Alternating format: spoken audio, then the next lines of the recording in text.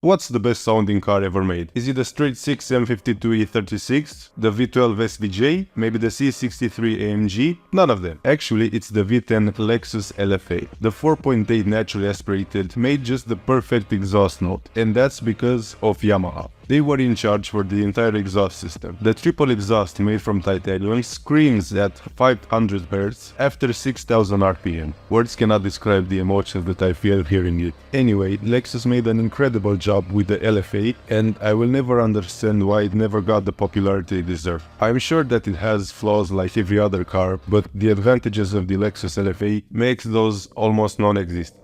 So,